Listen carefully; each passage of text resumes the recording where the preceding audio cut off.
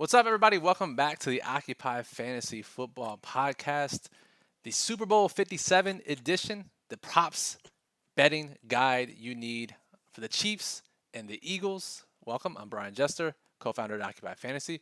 I'm joined today by Moose, the other co-founder and our data guru at Occupy Fantasy. And I'm joined by Ken, our pro bettor on staff, writes some NFL content for us as well. We'll get to those guys here in a second. If you're watching this on YouTube, welcome. First of all, make sure you subscribe to the channel. We have plenty of Super Bowl content coming throughout the rest of the week.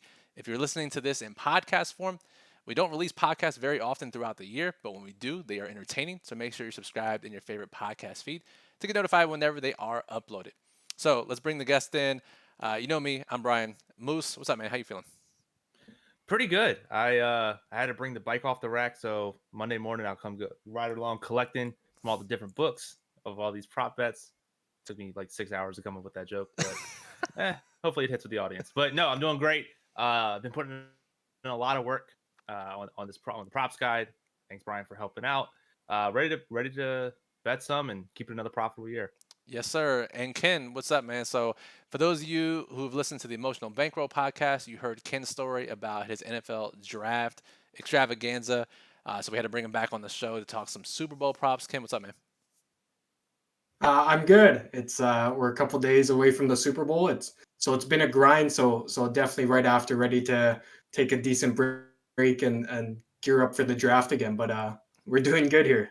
Dude, between Super Bowl props and PGA and UFC pay-per-view this weekend, it's only Tuesday, but I'm burning out already. But the excitement of the Super Bowl is getting me through it. So you're listening to this now. You're going to wonder, why should I be listening to the rest of this podcast? It's a great question. So if you've listened to Occupy Fantasy before, you know us generally from a DFS perspective, daily fantasy sports perspective. But Moose and I have been betting Super Bowl props since 2012. We release a props guide every single year. Most years we actually go out to Vegas to bet these props, but now that betting is legalized in Maryland and Virginia, we're staying home this year and painfully shopping through the online books to make these bets. We have not had a losing Super Bowl via props because of the methods that we use the entire time. And Kim is a pro bettor. You listen to his Emotional Bankroll podcast. He puts his money where his mouth is, makes big bets, and is very tuned into the sharp community. So lots of great insight in this show if you're planning on betting the Super Bowl. So what we're going to do here is a little agenda. We're going to discuss where the public is at, what the sharps are thinking, get some insight into some of the sharp communities and how they're approaching this game. We'll talk about our go-to game props. These are the types of bets that we bet every single year because we know what the books are going to do. We know what the public is going to do, and we can always find the right lines. We're going to talk about some game-specific props for the Chiefs and the Eagles, how these two teams' tendencies line up, which bets stick out for this matchup. We'll give our favorite player props, all kinds of props you can think of. Moose, Ken, and I will give some of our favorite player props there. And at the very end, we'll give our favorite safe plays and our favorite long shot plays. So if you want some safer action, we got you. If you want some of those long shot bets, we got you covered as well. So without further ado, let's jump into it. And let's talk about the public versus sharp perception right now. So Moose, I'm going to kick it to you. I know Circa Sports tweeted out right after the conference championships games ended that they opened KC minus 2.5. The market told them that is a very wrong line. It immediately moved over to Philadelphia. Most of that was sharp action, I imagine. But Moose, what do you think the public is thinking in this game? Yeah, so FanDuel and PointsBet, anywhere I can find, is basically all on Philadelphia, just crushing their spread bets. The money's over on there as well. They're hitting the over, not as much as I thought they would be. Over on DraftKings, 53% of the tickets are on the over, roughly 65 or so of the money's on the over. But yeah, it's a big public game. Public's going to bet overs and favorites all the time. It's just how it is. That's just how it is. And to be fair, it is only Tuesday when we are recording this, and most of the public is going to be betting their action this weekend. So wouldn't be surprised to see those over numbers creep up over the coming days, and mostly on Friday, Saturday, and Sunday. And like you said, the public bets pretty much every single over. If you've ever been in a sportsbook line during the Super Bowl, just talk to the person in front of you or behind you, and they will all be the same caricature of a sports bettor betting the over in any long shot that they can get their hands on. And now with single game parlays, the latest craze, expect every single crazy parlay on overs that these people can find. So think about bets that are impacted by that. if you think you're on a side that the public's going to be on, get that action in now before the money starts moving it against you this weekend. Ken, you're in a bunch of secret Discord communities. You have access to people that we don't even know. You potentially have a secret account, secret username, secret personality.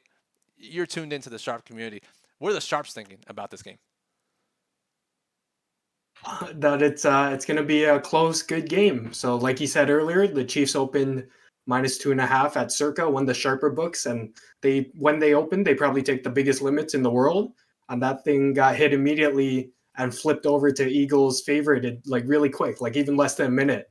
And now we're sitting around here at -1.5 for the Eagles' favorite, and there's been sharp action on both sides. So I don't expect to see a lot of movement. If you go from -1 to -1.5, it's not that big of a difference.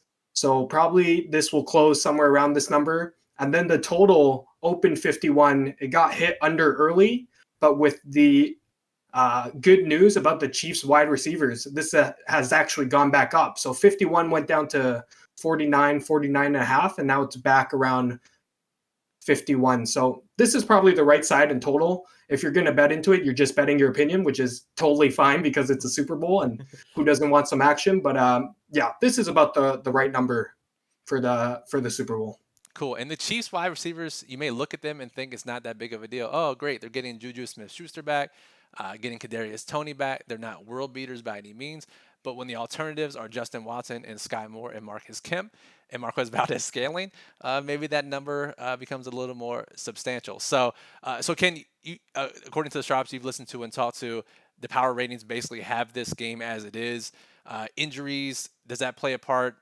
Basically everything you said is factored into the line now, right? Yeah, most of the stuff is factored in line, like you mentioned. The wide receivers was a big part of it, and it's a big cluster injury portion where they had, you can't put guys like Marcus Kemp or anyone else out there, but mostly they factored in like Mahomes' ankle. I think he'll be close to 100%, if not, but like it's going to be pretty good. And then Hurts' shoulder, I think it'll be decent, but maybe there might be some issues there, but that's something we'll have to see as the game plays out. Yeah, and that's a nice little teaser there as we'll get into the Jalen Hurts portion of the show a little bit later and how his potential shoulder may impact his props. So now let's transition a little bit and talk about our go-to game props. And if you want all the props that we talk about in this podcast, in this video, then go to our Discord server, occupyfantasy.com/Discord. We release our free props guide every single year. It's already posted in there. Basically, what we do is we give out our research for 150 plus props or so, what we think the true odds should be based on our research, based on our historical trends. And we give you the line that you should be looking for at each sports book. And we actually tell you when to bet it. If you need to bet it now because it's going to move against you, or wait until the weekend when the public gives you an even better line. It's an invaluable resource. So the Super Bowl 57 props guide by Occupy Fantasy is in our Discord server now. Make sure you go download it and start firing. So Moose, our go-to game props.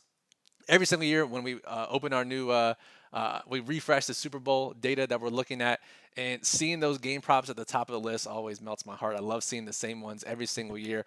What are some ones this year that we traditionally bet, and once again, we're betting them again? Yeah, so there's nothing better than it's like the absolute biggest sweat of will there be a defensive special teams touchdown? Bet no every year. It opens up like minus 500. I think it's like minus 380, 390 right now, whatever. And the public's going to bet yes on that every single time because who doesn't want a special teams touchdown? It's relatively long odds. We wait 5 minutes, 4 minutes, 3 minutes, and hit it as soon as it gets to the lowest possible point. We're looking right now to get it at minus 290. I think we'll get there. Looks like the lowest odds right now is for Caesars, minus 325 here. That's in Virginia. But one of the bets that I like, and one of the ones we historically bet as well, is for field goals. It is will both teams make a 33-yard field goal or more? Traditionally we bet yes, but we're actually betting no this time. Mainly because the Eagles don't kick field goals. This very rarely happens. So we're basically gonna be sweating Bucker kicking a 33-yard field goal here. Yeah, dude. So this, if you're not familiar with Super Bowl prop betting, this may seem like a really weird bet, but for whatever reason, every single year in the Super Bowl, they put out this bet: will both teams kick a 33-yard or longer field goal? and it's just become a Super Bowl prop bet at this point. So yeah, Moose, you made great points about the Eagles' willingness to go for it on fourth down, 4th and 5, 4th and longer, 4th and short for sure once they get across the 50. And Ken, judging by our conversations, I know you're on a lot of kicker unders in this game as well. Uh, if we get very few field goals in this game, it will be a very good Super Bowl. I can already tell. Um, so you're on the same side as that. Any other bets that you're looking at that are typical Super Bowl prop bets that we like? Sure. One that we're all looking at is shortest TD.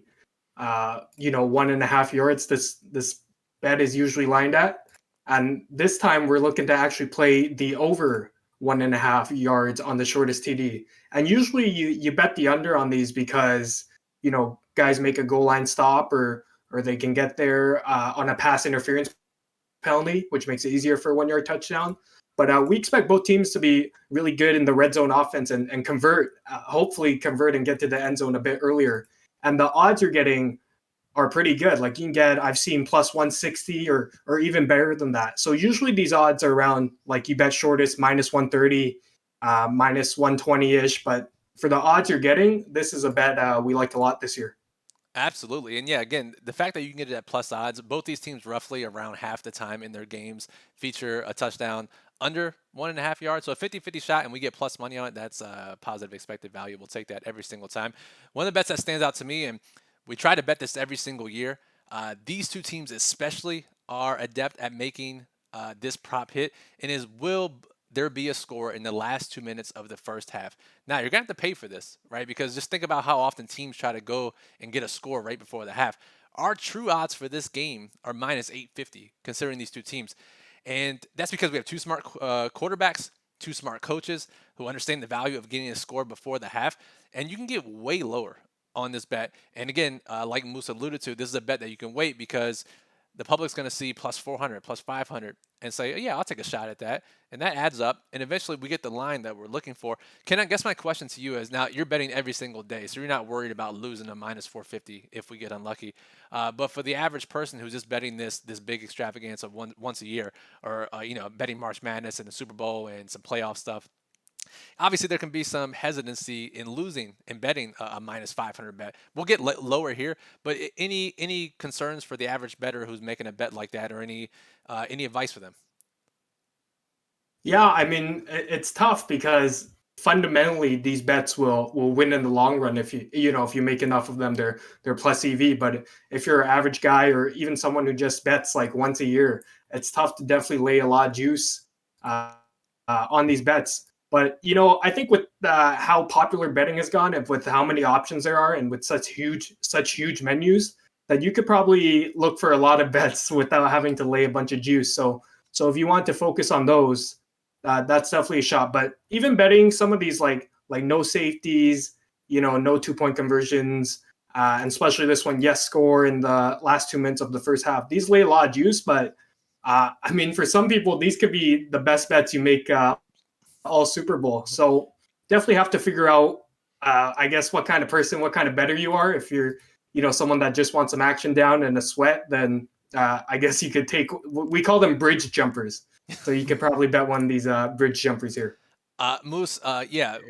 As we watch the games unfold, and we have these types of bets every single year, it's the opposite of excitement when these bets hit. It is just purely a sigh of relief. Which, if you're playing this for the action and you're playing for the fun of it, that's not really the type of bet that you want to make. No, and it reminds me. I don't know how long ago this was. I think it was the Ravens Super Bowl, and we bet the fullback not to get a touchdown at like minus 3,000. There's the example I had. This is the example I had in my head, and I was terrified. And he actually had a goal line carry on the 1 yard line, and he got stopped. And I'm pretty sure collectively we all aged 80 years on that play.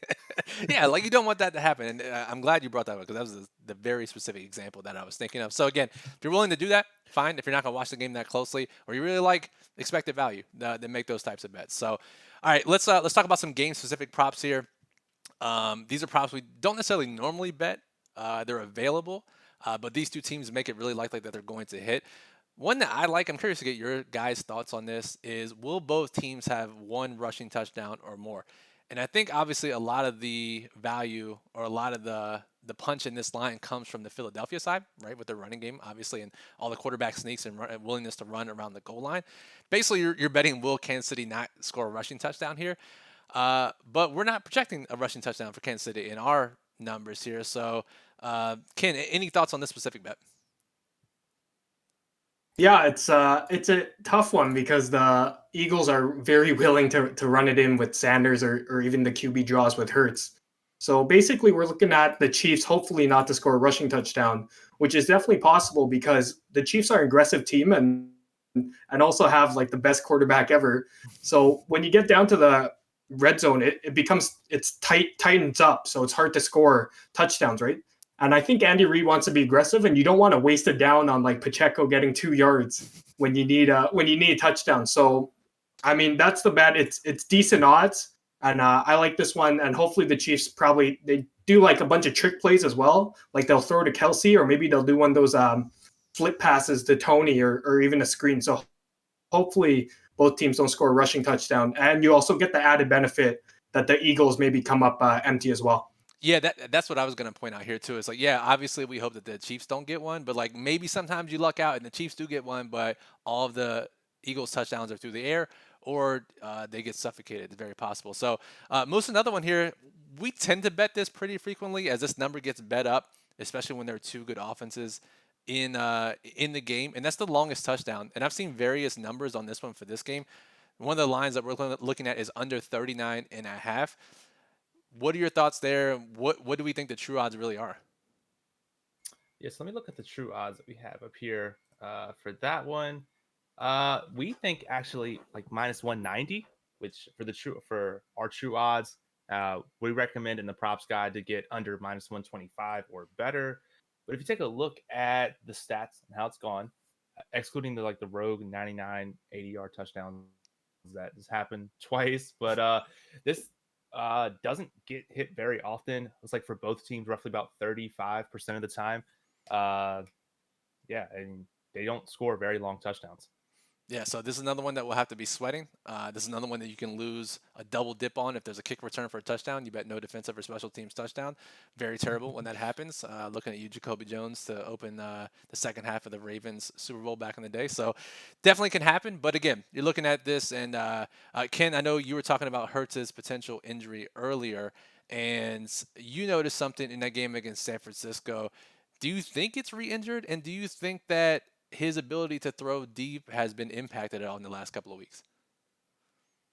Yeah, so he got injured near the end of the regular season and even sat out a couple weeks. So we saw Minshew, and then during the wild card weekend where the Eagles had the bye, he even mentioned that like I really needed this bye because I wasn't ready to go. So if they have to play that week, it could have been Minshew. And then against the Giants, they didn't really have to do much because that game was kind of over in the first quarter. So he didn't really have to push it down the field. And same thing against the Niners where Purdy goes out and the Eagles are in control. But like he took a lot of big hits in that San Fran game. And then it's possible that he re-injured it, and they just kind of like stopped throwing the ball. They just kind of ran the ball with Sanders, and even Hurts had some runs in there. So it's hard to say, but I think there's definitely a non-zero chance that he re-injured his shoulder in that game, and he won't be 100% going into the Super Bowl. Yeah, and that's the other thing here too as we think about this, right? Like the Eagles really haven't been behind this year, right? We haven't really seen what happens if they get down 14-0 against the Chiefs or a team of the Chiefs' quality. How does that change their game plan? Do they start throwing the ball a ton? Do they stick with the run game? And Moose, that's always a tough question when we're putting together the props guide. Is normally it's two of the better teams in the league, and generally those teams are good for a reason, and they're not really in competitive games that often. So oftentimes some trends may be skewed as far as run pass ratios, as far as even some of the props that we're looking at. But even over the long term moves, we see that even in games that are competitive, teams still try to stick with what they know. Yeah, I mean, they're good teams for a reason. They have all great coaches. They know what works for them, so they're going to just keep doing it, whether they're up by 20 or it's a close game. So Yeah. So the one thing is a question mark here, and it sounds like we're getting a little more clarity early in the week here, is the availability of the Chiefs wide receivers, as Ken alluded to earlier. Sounds like they're going to play. Miko Hardman is out. But the other one that's interesting is Clyde Edwards-Helaire, who was activated off injured reserve on Monday. And we were talking before we started recording, and none of us are really sure how this is going to play out. But Ken, I was telling you, even if CEH has any type of role, that dings the ceiling and floor for both McKinnon and Pacheco. Now, granted, considering how well both of those guys have been playing, I'm not sure how much action CEH even gets. But if you're convinced at all that he plays any amount of snaps, I think you have to be looking at least the volume unders for McKinnon and Pacheco. Yeah, I definitely agree with that. And that even brings up a bigger point that, I mean, you should be looking at unders for most player props because even if CEH gets 1 or 2 carries, like that's, a carry loss for guys like McKinnon or Pacheco. So definitely look at unders, and hopefully it wouldn't even be surprising if like CH got big workload because I mean, Pacheco got McKinnon's role in one of the games earlier where, he started catching a lot of passes. So it's hard to say what they do with their RB room, but definitely look at some of the unders for Pacheco and McKinnon. Yeah, and that certainly shakes things up for DFS as well, which we'll get into in other videos later this week and other content. So, all right, let's talk about some player props that we like. I'll go to each of you. Give me a couple props, player props that you're looking at that you find really good value on. Moose, I'll start with you. Yeah, so one of my favorite ones, and I love that they bring these out for Super Bowl, is will the quarterback's first pass be complete or incomplete? Normally you would think, oh, it's pretty easy, but I actually we like Hurts first pass be incomplete plus 175. He doesn't really like. I don't know if it's just the aggressiveness of the Eagles or whatnot, but they don't complete the first pass that often. Second, third, fourth, fifth pass are usually pretty decent, but only 47% of the games this year Hurts started. The first pass has been completed. So if we can get plus 175, this is absolutely great. The other one that I like is Devontae Smith over 5.5 receptions. I'm trying to look at what the best odds are for that one now using the OccuProp radar. And if it loads up here, yeah, so it's like we want 5.5, and our line to look for is minus 115. Over at Bet Rivers, they actually have plus 114. Wow. So even at plus odds, whereas draft like points bet the next best one is plus 105. So I guess also it shows how important line shopping is for the Super Bowl. But yeah, so that we haven't projected for like almost 6.5. So 5.5 plus odds is just incredible. Yeah, and so that brings up another point, Moose. Like you said, line shopping. That's the other reason betting the Super Bowl is so key because there's so much action, and a lot of these books are operating independently for the most part. Some are copying Superbook and whatnot, but you can always find rogue lines for every single prop, basically. And once you get 10 cents, 15 cents, 20 cents, over 60 props, you're adding units of value, and it really raises both your floor and ceiling outcome for the Super Bowl, which is a big reason. So again, make sure you're shopping, and the OccuProp Radar, which Moose mentioned, is on our website. It's a tool where you can type in a player's name and gives you the best odds for every single prop for that player at all the sports books in your state. So it's an invaluable tool, especially this time of year. And And actually, I just want to say one thing real quick about line shopping. And it's the perfect example for the Super Bowl because look at all the different sports books at their coin toss. You'll see some books be like minus 115 each way on the coin toss. Some will do just even money. Just bet your friend heads or tails, no juice all day. you gotta bet minus 115. But that's like on the coin the toss. perfect key example. Like you have an exact 50-50 shot, and you're like, okay, by betting this way, I have less than a 50% chance of winning. So, like, it's a good way. It's a good way to do like a teaching moment for line shopping. For sure, absolutely. And in reference to your Hertz first pass complete bet, we are almost always on the side of yes completion. We're high fiving after the first pass is complete. Very quick wins around the table. But we're actually on the other side this time, which goes to show what the numbers are saying. Ken, I'm gonna kick it over to you. What are some player props that you're looking at? Sure. One I really like is Mahomes over rush yards. So right now, what's available is around 18, 19, 20 and a half ish. But I think this number is too low for what we normally see from him. And basically, this line is kind of still factoring that he still has an issue with an ankle. But even last week against the Bengals, he was somehow able to get some scrambles away and looked okay. And I think with the 2 weeks off, he'll be a lot more mobile, hopefully. So even with the Eagles pass rush, and they'll really get to him, he'll have to scramble away and make plays, and we shouldn't be surprised because that's what Mahomes does. So that's one I'm definitely looking at.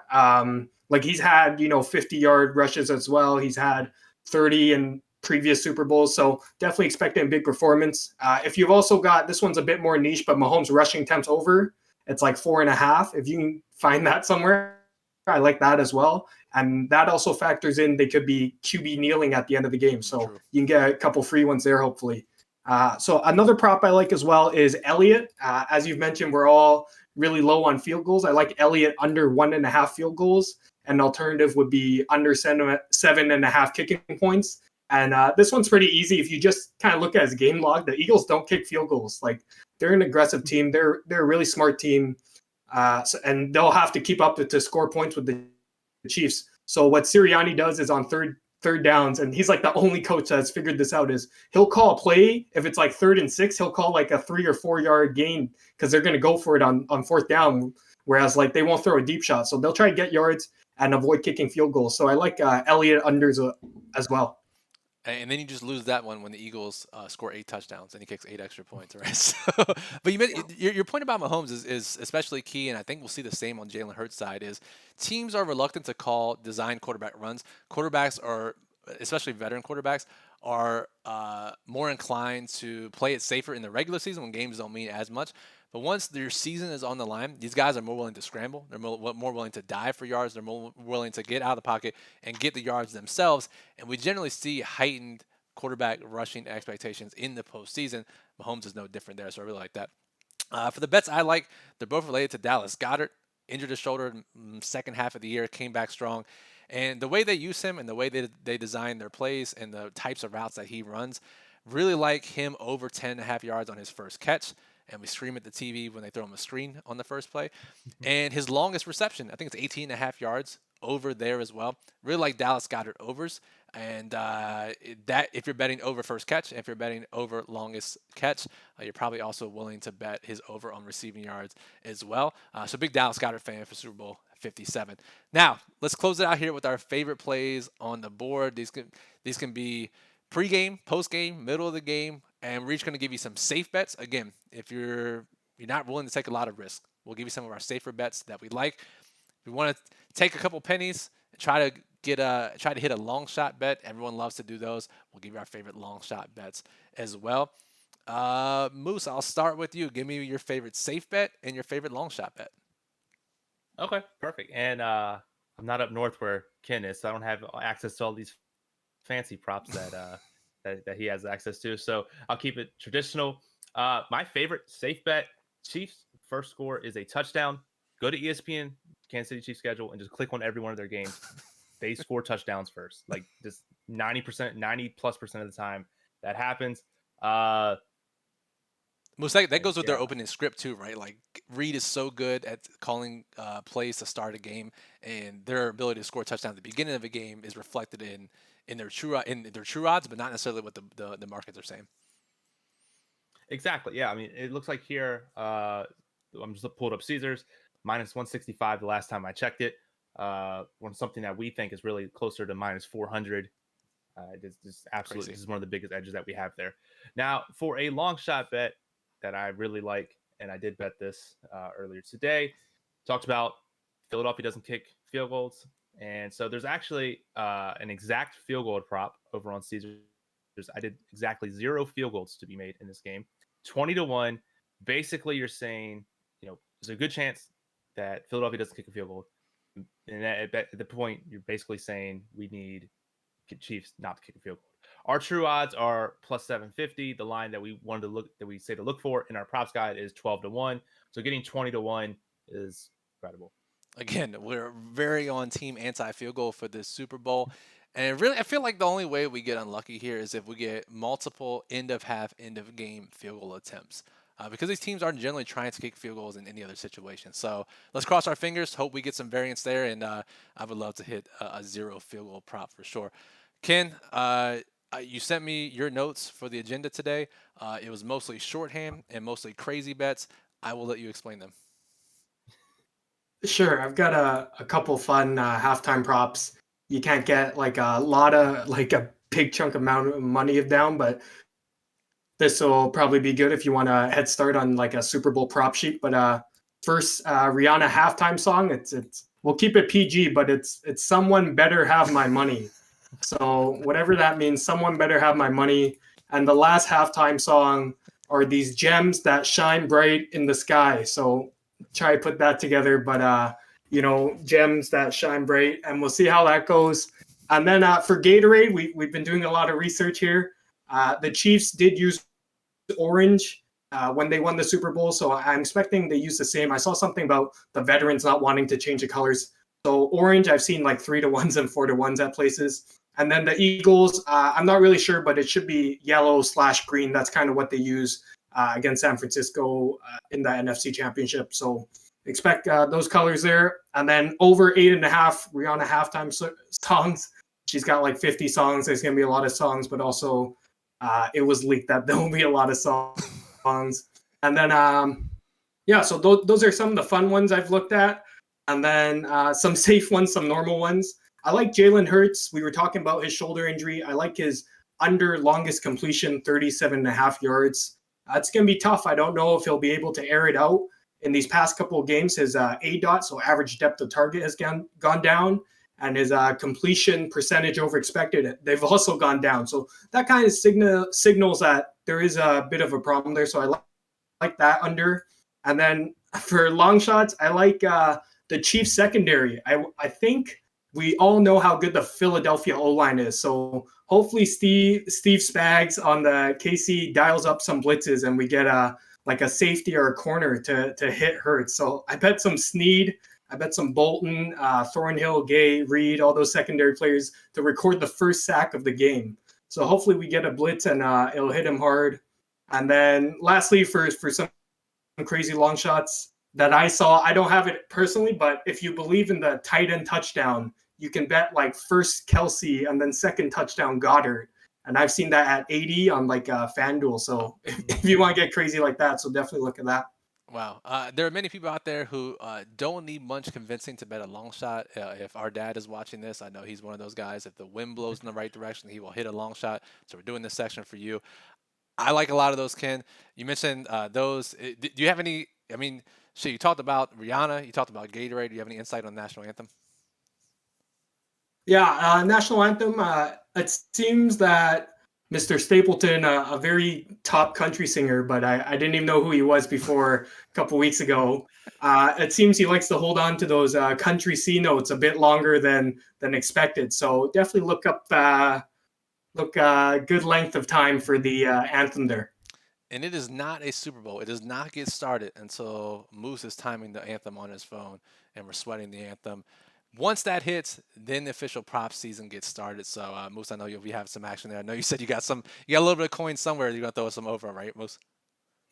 I have to. Yeah, I mean, like, are you even a bettor if you don't bet over on the national anthem? No, you're not a real bettor. Well, yeah, that and the coin actually, I was gonna say there was actually one other long shot I was looking at. I was looking at the prop radar. I know you guys talked about Edwards-Helaire being activated. I saw over on FanDuel he's 10-1 to score a touchdown. Everywhere else is like 3 to 5-1. If you're just looking to value shop, I don't know if that's an option. Maybe you could use it to hedge some sort of DFS lineups or the shortest touchdown. I don't know what would happen, but I just saw the rogue line. I thought I'd mention it. Yeah, that's the beauty of the OccuProp radar, and yeah, 10-1 on a guy who might come in and get some touches. Yeah, Moose, that's a good call. I really like that. So, all right, let's close it out here. My safe bet and my long shot bet for the safe side. Going back to that point about quarterbacks rushing more when the game is on the line, the season is on the line. Hurts rushing over 49.5. This has to be a bet that gets hit over the weekend once the public starts making their prop bets. You got to get this in during the week. I can't imagine this goes down. So Hurts over 49.5 rushing yards. We got him for closer to 65 to 70. So that's one of my safer bets. And then we talked about, we don't really know how this KC backfield is going to be split up. But we've seen games where Jerick McKinnon has been legitimately unguardable. He has 10 touchdowns this season, 9 of which are through the air. And you can bet McKinnon to get 2+ touchdowns at plus 1,600, maybe even more, depending on the book that you shop. I think that was over at FanDuel. And the reason is they actually designed a lot of plays for him in the red zone, which is how you end up with multi-touchdown games. So McKinnon, 2 touchdowns plus 1,600. he could get 5 touches like he did last week. But again, season on the line, I think they draw up some plays for him, and I think there's some value there. So hopefully you've listened to this podcast and you've learned a lot. You've written some notes down on some bets you want to make. And we'd love to hear from you. So if you have any thoughts on your favorite bets, if you're watching this on YouTube, go ahead and comment below. If you're listening to the podcast version, you can leave a comment. That's fine too. I'm not sure we'll really see it, to be honest. Just hit us up on Twitter. Add us on Twitter and give us some of your favorite bets. We'd love to hear from you. And again, make sure you're subscribed, whether it's on YouTube or on your podcast app, to get notified of any future content. And let's close it out here. Final thoughts. Obviously, we have the generic. Make sure you're only betting what you can afford to lose. Don't double or triple down on outcomes unless you really want to. The example we always give is running backs receptions, receiving yards, first reception, longest reception. A lot of that is very correlated. They might all appear as values in our props guide. You don't necessarily have to bet all 4. Just pick your favorite one or the one you can get the best odds on and maybe just bet that. And take advantage of deposit bonuses. So many books are offering even further bonuses now. So many states are legalizing sports books. So check out OccupyFantasy.com. Click our betting link in the main menu. We've partnered with many legal sports books. You can get deposit bonuses up to $500, $1,000 just for putting some money in. And so getting some free money to bet with the Super Bowl, you can't beat that. So, boys, we'll close it out here. Final predictions. Any closing thoughts, Moose? Anything we haven't covered or anything you want to hit home? It's a Super Bowl, so have fun. I know this goes against everything we say, but maybe throw in a little single game parlays. And, if you're betting 60 props and, make it a little fun, maybe do like one of those random 10-leg parlays that you see on Twitter, and hopefully you can get your name shouted out there. But yeah, my final outcome, I think Philly will say 35, Kansas City 14. Wow. Massive blowout in favor of the Eagles on Moose. Ken, final thoughts, prediction? Sure. Hopefully, it's supposed to be a good Super Bowl. Hopefully, we'll have lots of fun, and it's definitely the last game you can spray on. So don't be afraid to bet a lot, because you can start at 0 in September. And for a final prediction, I'm not sure. I'll go Chiefs 27-24. So very, very basic, but yeah, that's what I'm kind of expecting there. All right, good deal. And I'll close it out by saying, please no field goals. If we get under field goals, we're printing money. So Yeah, if you're watching this, Andy Reid, you're watching this, Nick Sirianni, for some reason, don't kick any field goals. Even if the game's on the line, fuck it, man, just go for it. Don't worry about it. So I'm gonna say Eagles 21-17. That is my prediction. I think it's a little bit lower scoring than the public expects, than the books expect. So I'll take 21-17 in favor of the Eagles. And that'll do it for the show. Occupy Fantasy. You can follow Ken on Twitter at SwaglordKen. Is that even right, Ken? Is that SwaglordKen? Yeah, that's right. All right, sorry about that. It's at SwaglordKen. No, Follow Moose at CFE_Moose. You can follow me at Brian Jester FF. Follow all of us at Occupy Fantasy. And again, we'd love to have you in our Discord server to chat about the props and sweat the game with us. And you got to download our free props guide. So make sure you join the Discord at OccupyFantasy.com/Discord. Thanks for listening, and good luck in Super Bowl 57.